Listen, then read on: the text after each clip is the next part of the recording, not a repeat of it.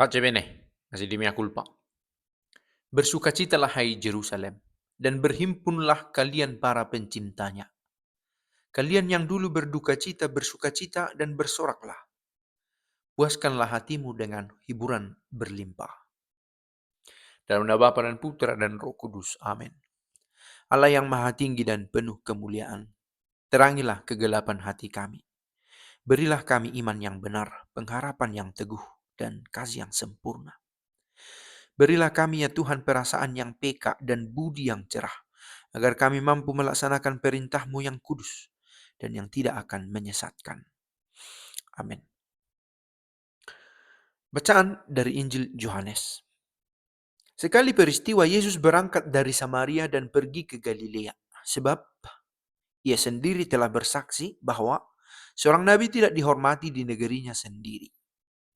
Setelah Yesus tiba di Galilea, orang-orang Galilea pun menyambut dia karena mereka telah melihat segala sesuatu yang dikerjakan Yesus di Yerusalem pada pesta itu.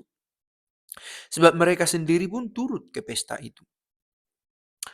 Maka Yesus kembali lagi ke Kana di Galilea, di mana ia membuat air menjadi anggur. Dan di Kapernaum ada seorang pegawai istana yang anaknya sedang sakit. Ketika pegawai itu mendengar bahwa Yesus telah datang dari Judea ke Galilea, pergilah ia kepadanya lalu meminta supaya Yesus datang dan menyembuhkan anaknya, sebab anaknya itu hampir mati. Maka kata Yesus kepadanya, "Jika kamu tidak melihat tanda dan mukjizat, kamu tidak percaya."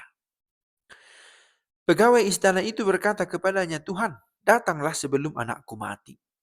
Kata Yesus kepadanya, "Pergilah, anakmu hidup." Orang itu percaya akan perkataan yang dikatakan Yesus kepadanya lalu pergi.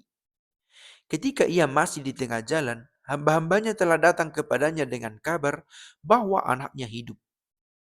Ia bertanya kepada mereka, "Pukul berapa anak itu mulai sembuh?" Jawab mereka, "Kemarin siang pukul 1 demamnya hilang." Maka teringatlah ayah itu. Pada saat itulah Yesus berkata kepadanya, "Anakmu hidup." Lalu ia pun percaya. Ia dan seluruh keluarganya.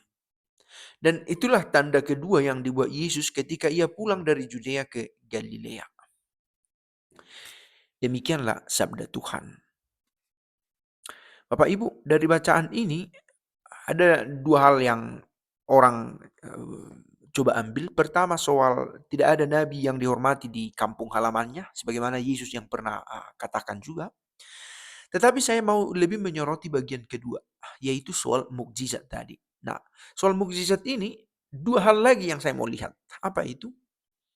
Orang yang melihat lalu percaya, dan Yesus berkata itu ya, "Jika kamu tidak melihat tanda dan mukjizat, kamu tidak percaya." Maka Yesus pun tahu itu bahwa dengan melihat tanda, orang menjadi percaya.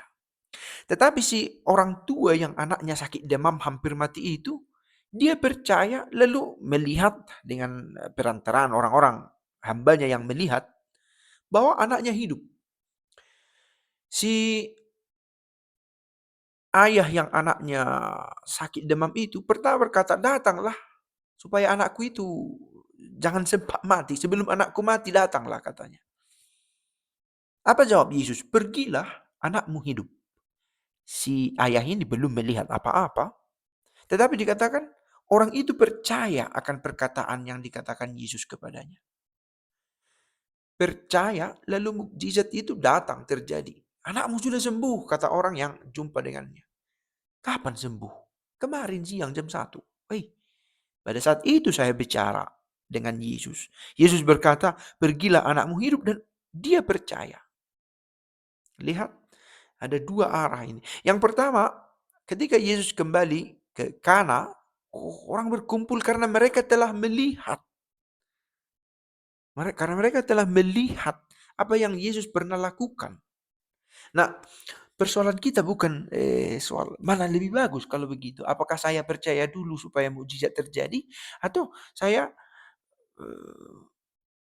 melihat dulu lalu kemudian saya percaya. Yang mana? Bukan persoalan yang mana yang duluan, tetapi ada aku yang melihat dan aku yang percaya. Prosesnya memang kadang bisa saja silih berganti. Ada peristiwa di mana kita dipaksa oleh keadaan harus percaya, kemudian harus percaya dalam arti kita dihadapkan pada pilihan, kamu percaya atau enggak? Gitu ya. No, oke, saya percaya Tuhan akan melakukan yang terbaik untukku, dan kita harap itu terjadi, dan bila terkabul yang kita yakini itu tidak keliru gitu ya.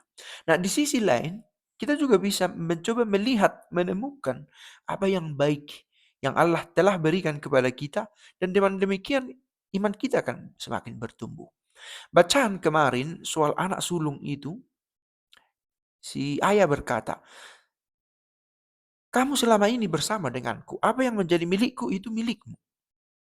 Nah, lihat si anak sulung itu tidak melihat apa yang baik yang selama ini dia dapatkan dari orang tuanya. Sebab selama ini dia berada bersama dengan ayahnya itu. Tidak seperti si anak sulung yang pernah hilang. Nah, ada momen ketika kita tidak sanggup melihat yang baik yang kita sudah miliki.